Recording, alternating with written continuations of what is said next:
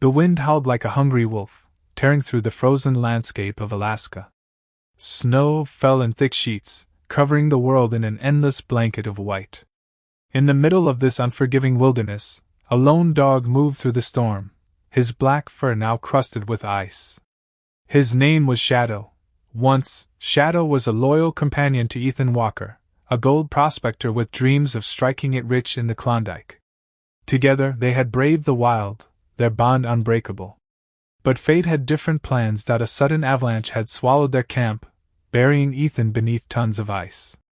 Shadow had barked, howled, and dug with his paws until they bled, but his master never emerged.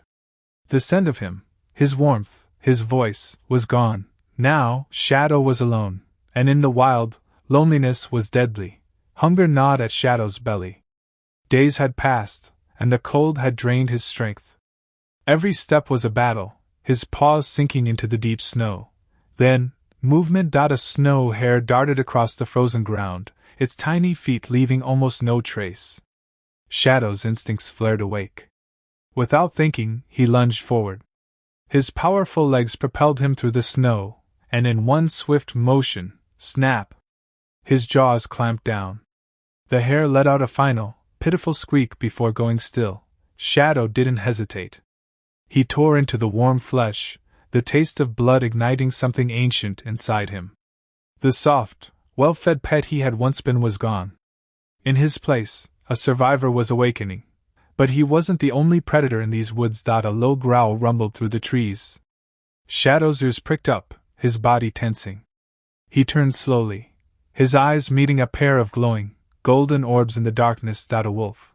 The wolf stepped forward, its massive form barely visible in the swirling snow.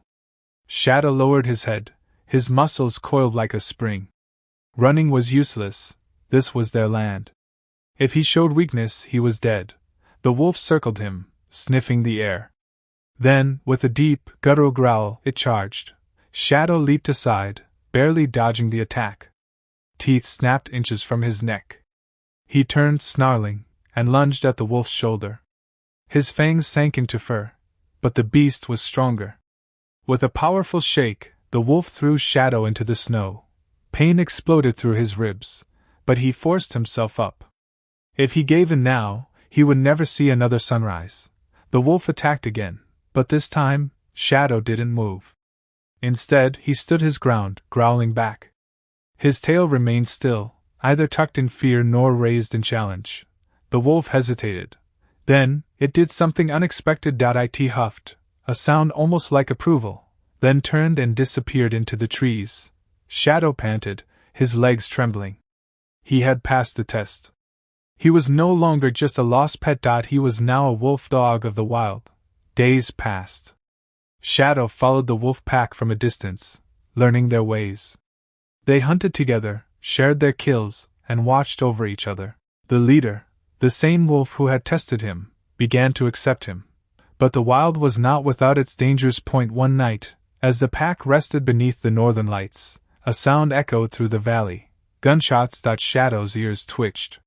His old instincts resurfaced. Humans. But these were not like Ethan. These were hunters.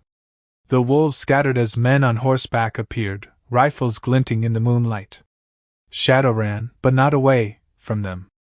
Toward them, because amid the chaos, he had caught something else in the air. A scent. Ethan. Shadow raced through the trees, dodging bullets and shouts. His heart pounded. Could it be? Was Ethan alive? He followed the scent to a small, snow-covered cabin. Inside, a man sat by a fire, his arm in a sling, his face gaunt but familiar. Shadow let out a low whimper. The man turned. His tired eyes widened. Shadow? For the first time in weeks, Shadow's tail wagged. He stepped forward, pressing his head against Ethan's chest. He had survived the wild. He had become one of them, but in the end, his heart still belonged to his master, and no storm, no wolf, no hunger, could ever change that.